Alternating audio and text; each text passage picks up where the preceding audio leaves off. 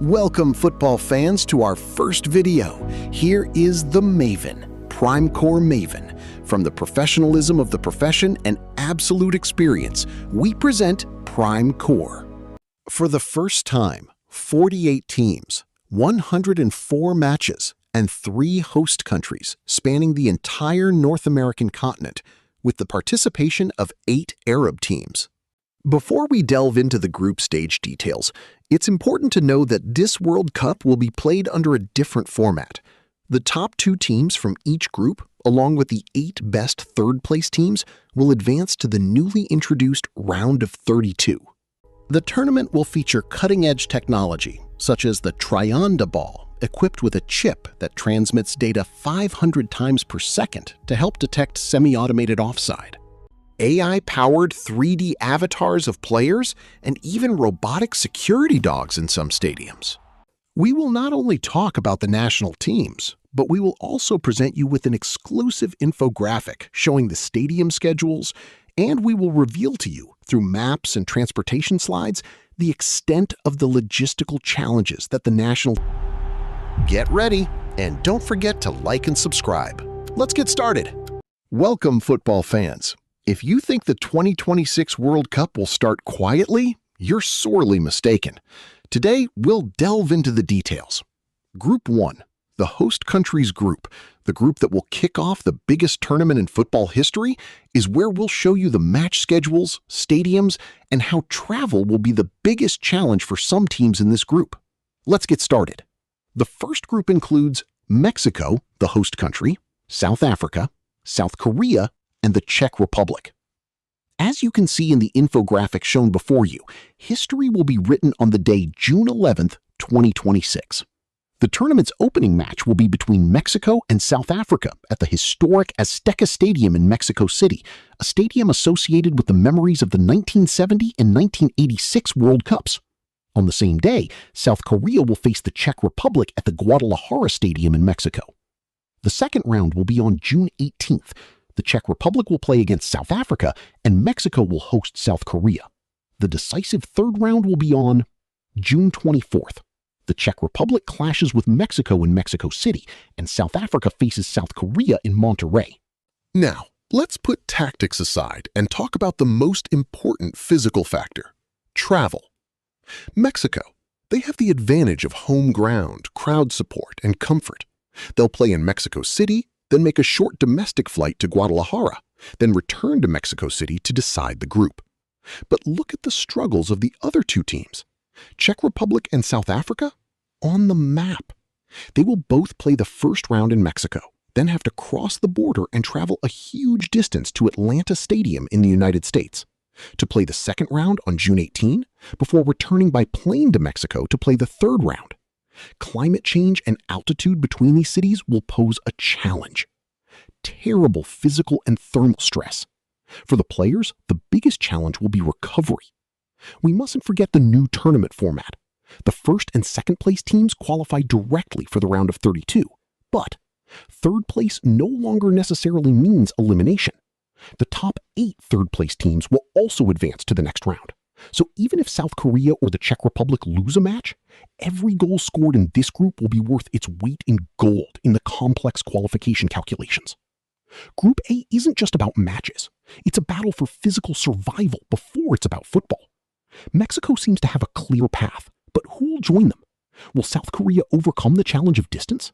And will South Africa and the Czech Republic pay the price for the nightmare of traveling to Atlanta and back? Share your predictions for the qualifiers from this group in the comments. We now move on to Group B, which is a very exciting group, as it includes Canada, one of the 3 host countries of the tournament, along with Qatar, Switzerland, and Bosnia and Herzegovina. The matches in this group kick off on June 12th, with Canada beginning their campaign at home in Toronto against Bosnia and Herzegovina. The very next day, June 13th, we will see Qatar, Al Anabi, take on Switzerland at San Francisco Stadium in the United States. In the second round, on June 18th, Switzerland will play Bosnia and Herzegovina in Los Angeles, while Canada will host Qatar in Vancouver. Qualifying will be decided in the third round, on June 24, when Canada faces Switzerland in Vancouver and Qatar plays Bosnia and Herzegovina at Seattle Stadium. But let's talk about the biggest challenge here, the travel nightmare. The Canadian team will play its first match in Toronto in the Far East, then have to fly a tremendous distance across the country to play its second and third matches in Vancouver in the Far West. As for the Bosnian team, it has one of the most grueling travel itineraries of the tournament. It will start in Toronto, Canada, then fly thousands of kilometers to Los Angeles, USA, and then fly again to Seattle, USA for its third match. In contrast, the Qatari national team schedule appears relatively easier, given its focus on the West Coast, with matches held in San Francisco, Vancouver, and Seattle. The key to success for this group lies not only in tactics, but also in the players' ability to quickly recover from the fatigue of constant travel across borders and time zones. Now we come to Group C, the group of football magic and great ambition. This group includes the Samba dancers, the Brazilian national team, and the Atlas Lions, the Moroccan national team that made history in the 2022 World Cup, along with the national teams of Haiti and Scotland. The spark of this fiery group will ignite on June 13 with an early heavyweight clash between Brazil and Morocco at the New York, New Jersey Stadium in the United States. And on the same day, Haiti will meet Scotland at the Boston Stadium.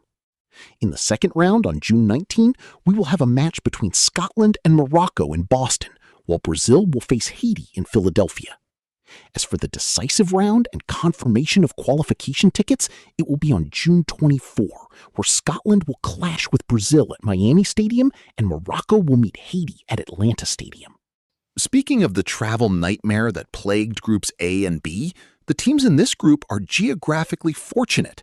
The schedule for Group C is entirely in cities along the east coast of the United States, with matches taking place in New York, Boston, Philadelphia, Miami, and Atlanta. While the distances still require domestic flights, the players won't have to cross the international border between Canada, Mexico, and the United States, meaning less fatigue and greater focus on the pitch. We now land in Group D, the group of the second host country.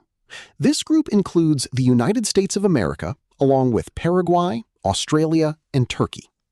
The competition in this group kicks off on June 12th, with the United States opening their campaign at home in Los Angeles against Paraguay. The following day, June 13th, Australia will face Turkey at Vancouver Stadium in Canada. In the second round, on June 19th, the United States will face Australia in Seattle, while Turkey will clash with Paraguay at Santa Clara Stadium in the San Francisco Bay Area.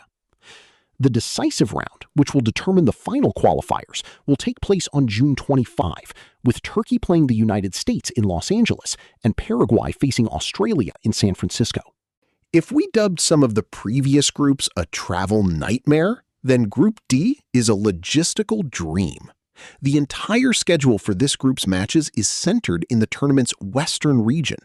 Teams will travel seamlessly along the West Coast between Vancouver, Seattle, San Francisco, and Los Angeles. Paraguay, for example, has a very convenient schedule. They will play in Los Angeles and then stay in San Francisco for 2 consecutive matches. The absence of long intercontinental flights and the geographical concentration mean that physical fatigue will be minimal, guaranteeing us explosive energy and a very high level of tactical performance on the field. There are no excuses for fatigue here. Now we come to Group E, a group of diversity and geographical fatigue. This group brings together the German machine, Ecuador, Ivory Coast, and the tournament's surprise package, Curaçao. The competition in this group kicks off on June 14, with Germany beginning its campaign against Curaçao at the Houston Stadium in the United States, and on the same day, Ivory Coast clashing with Ecuador at the Philadelphia Stadium. In the second round, on June 20, all eyes will be on Canada, where Germany will play a thrilling match against Ivory Coast at Toronto Stadium, while Ecuador will face Curaçao at Kansas City Stadium in the United States. The decisive round, where the qualifiers will be announced, will take place on June 25. Ecuador will meet Germany in a highly anticipated match at New York, New Jersey Stadium, and Curaçao will play Ivory Coast. And here we must pause to consider the true nightmare of travel and shuttle diplomacy in this group. Imagine the German team's route, starting in the far south in Houston, then having to cross international borders and travel a tremendous distance north to play in Toronto, Canada, before flying back to the United States for the third round in New York, New Jersey. Even the Ivory Coast national team will suffer from the curse of borders. They will play their first match in Philadelphia, then fly to Canada to play in Toronto, only to return to Philadelphia again for the group stage finale. This massive geographical dispersion, constant movement between two countries, and changing climates will make physical fitness and recovery capabilities their trump card, and perhaps even more dangerous for the players than their opponents. Now we come to Group F, the group of double border crossings and complex tactical confrontations. This group includes the Dutch windmills, the samurai warriors of the Japanese national team, the descendants of the Vikings of the Swedish national team, and the Eagles of Carthage, the Tunisian national team, aspiring to make history. The tournament kicks off on June 14th with a strong match between the Netherlands and Japan at Dallas Stadium in the United States. On the same day, the Tunisian national team will clash with its Swedish counterpart at Monterrey Stadium in Mexico. In the second round, on June 20, there will be a purely European summit between the Netherlands and Sweden at Houston Stadium in America, while the Tunisian national team will meet Japan at Monterrey Stadium in Mexico. As for the decisive round that will hold your breath on June 25, it will witness Japan facing Sweden at Dallas Stadium in America, and Tunisia playing its fateful match against the Netherlands at Kansas City Stadium in the United States. If we put the tactics aside and look at the travel map, we will find a strange contrast. Tunisian national team. It is very fortunate at the start. It is the only team in the group that will be based in one city, Monterrey, Mexico, to play the first two rounds, which spares it the fatigue of early travel. But it will have to cross the border and fly north to Kansas City, USA, to conclude the group stage. In contrast, the elected Japan and Sweden, they'll both suffer from border headaches. Japan will start in Dallas, USA, then fly to Monterrey, Mexico, and then return to Dallas, USA. Sweden will start in Mexico and then travel to the US to play 2 consecutive rounds in Texas, Houston, and Dallas. The travel between the two countries and the difference in climate between Mexico and the US will make this group a real test of physical fitness. We now arrive in Group G, the exciting Continental Challenge Group. This group includes the Red Devils, the Belgian national team, the Pharaohs, the Egyptian national team aspiring to make history, along with the Iranian national team and the New Zealand national team, representing Oceania. The spark of this group will ignite on June 15th with a fiery and early encounter between Egypt and Belgium at the Seattle Stadium in the United States. And on the same day, the Iranian national team will meet New Zealand at the Los Angeles Stadium. In the second round, on June 21, Belgium will face Iran at Los Angeles Stadium, while Egypt will travel north across the Canadian border to meet New Zealand at BC Place in Vancouver. The decisive and highly anticipated round will take place on June 26th, with Egypt returning to Seattle for a crucial match against Iran, and New Zealand taking on Belgium at Vancouver Stadium in Canada. Looking at the travel map, this group plays all of its matches in the Western region, but the biggest challenge lies in the constant movement and crossing of the international border between the United States and Canada. Egyptian national team and Belgian national team, both teams will experience these journeys. Egypt will start in Seattle, USA, then cross the border to Vancouver, Canada, before returning to Seattle for the group stage finale.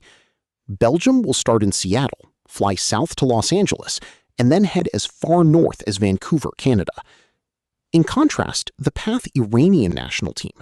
Iran appears to have the advantage of a more stable and comfortable start, playing its first 2 matches in Los Angeles without the need for travel or a change of scenery, before flying north to Seattle for the final round.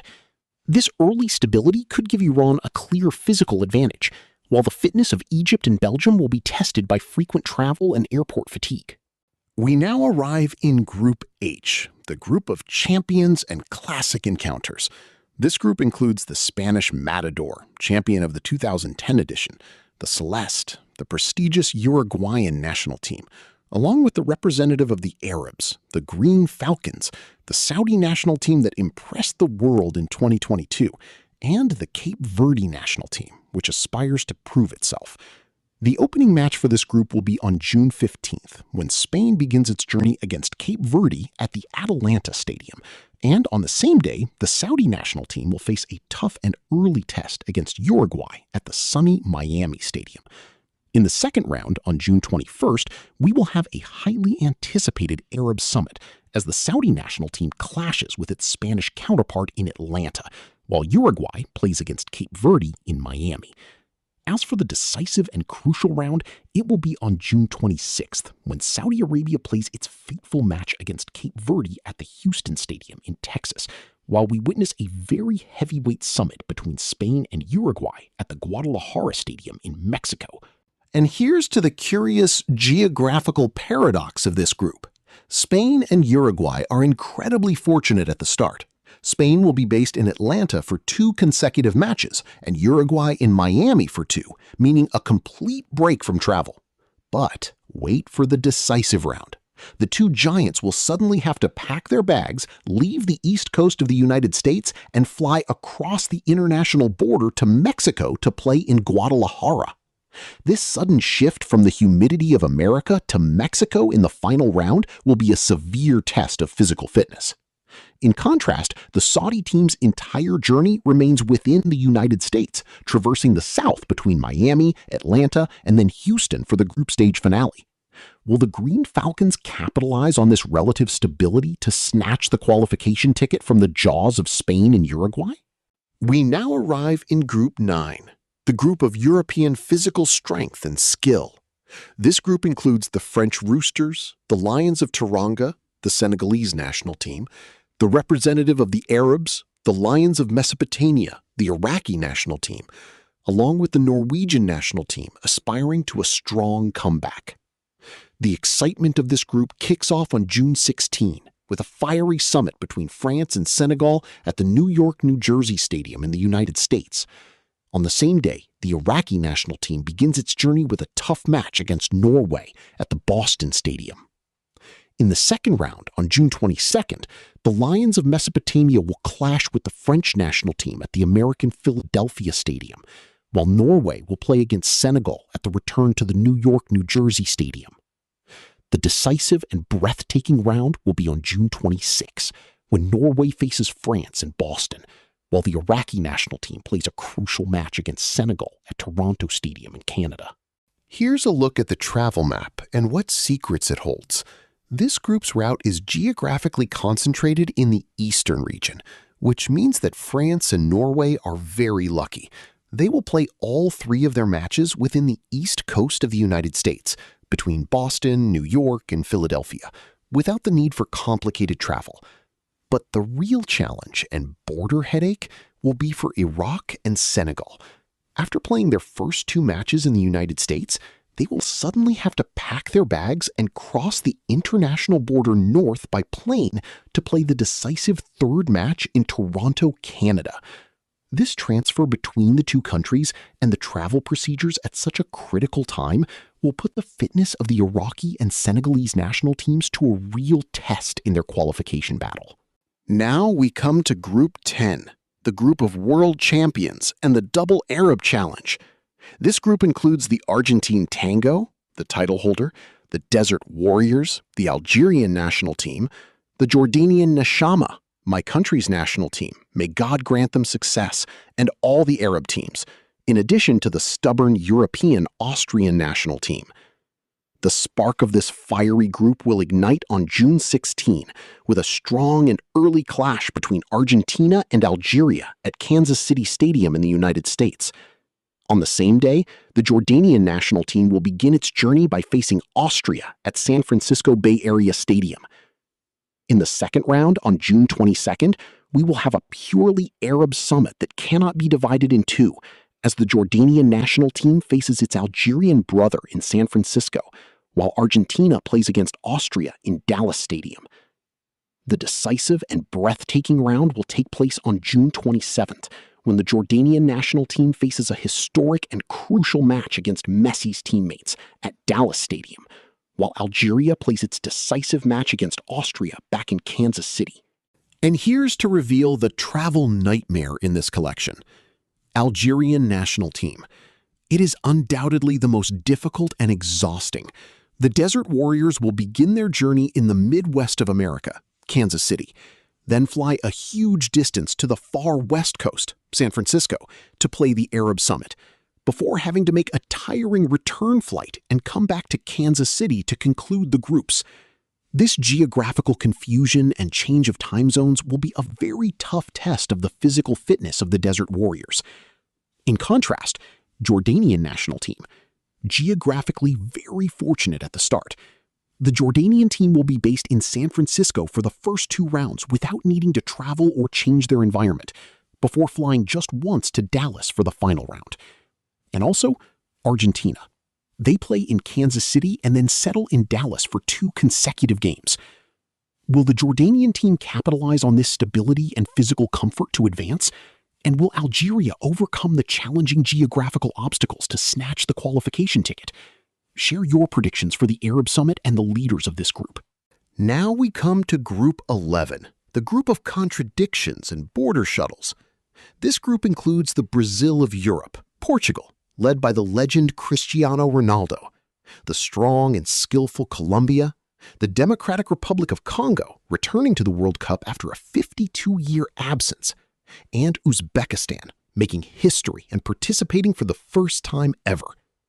The spark for this group will ignite on June 17, when the Portuguese national team will begin its journey by facing the Democratic Republic of Congo at the Houston Stadium in the United States. And on the same day, Uzbekistan will clash with Colombia at the historic Mexico City Stadium in Mexico. In the second round on June 23rd, Ronaldo's teammates will meet Uzbekistan at the Houston Stadium in America, while Colombia will travel to face the Democratic Republic of Congo at the Guadalajara Stadium in Mexico. The decisive round and confirmation of the cards will be on June 27, where we will witness a heavyweight Latin European summit that brings together Colombia and Portugal in the sunny Miami Stadium, and the Democratic Republic of Congo will face the Uzbekistan national team in the Atlanta Stadium. If we put tactics aside and look at the travel map, we will find that Portuguese national team, he is the owner of the dream route in this group. He will settle in Houston, USA to play the first 2 rounds without the hassle of travel, then fly on a domestic flight to Miami, which is close to his camp, to conclude the groups. This means complete stability and the absence of airport fatigue. But let's look at the real travel nightmare that will be faced Democratic Republic of Congo and Colombia. Congo will start in Houston, USA, then fly south across the international border to Guadalajara, Mexico, before flying back to Atlanta, USA. Colombia will start in the high altitudes of Mexico City, then play in Guadalajara before flying a huge distance to Miami, USA. This constant travel between America and Mexico and the difference in altitude in the Mexican stadiums will make physical fitness and recovery the biggest challenge for the teams in this group. Will Portugal take advantage of its logistical advantage to sweep the group, or will Uzbekistan and Congo spring a stunning upset from the heart of fatigue? Finally, we reach the grand finale, Group 12, the last group in the 2026 World Cup. A group that blends European tradition with African and Latin American ambition. This group includes England's 3 Lions, the tenacious Croatian team, Ghana's Black Stars, and Panama. The opening match will be explosive on June 17, as we witness a rematch of the 2018 World Cup semifinal in an early European clash between England and Croatia at Dallas Stadium in the United States. On the same day, Ghana will meet Panama at Toronto Stadium in Canada. In the second round on June 23rd, England fly to face Ghana at Boston Stadium in America, while Panama clash with Croatia for the quarterfinals at Toronto Stadium in Canada. The decisive round and distribution of the final cards will be on June 27, when Panama will play a tough match against England at the New York, New Jersey Stadium, while Croatia will play its fateful match against Ghana at the Philadelphia Stadium. Here, let's open the travel map to see who the biggest winner is logistically. Selected by Benma, it is undoubtedly the happiest team in this group, as it will settle in Toronto, Canada to play its first 2 consecutive matches without any trouble of traveling, before making a very short trip to New York/New Jersey to conclude the group stage. But look at the terrifying travel nightmare that awaits Croatian national team. Modric's teammates will begin their journey in the far south of America, Dallas, Texas. Then they will have to travel a huge distance and cross the international border north to play in Toronto, Canada, before flying back to the United States to play the third round in Philadelphia on the East Coast. This geographical confusion and change of climate between the American South and Canada will put enormous physical pressure on the Croatians. Until England national team, they will face a significant geographical leap from Dallas in the south to Boston on the far east coast. Will Panama and Ghana capitalize on this European fatigue to snatch the qualifying spots? Now it's your turn in the comments. Which team do you expect to be negatively affected by the travel routes? And who is your top contender for the title? Which group do you consider to be the true group of death?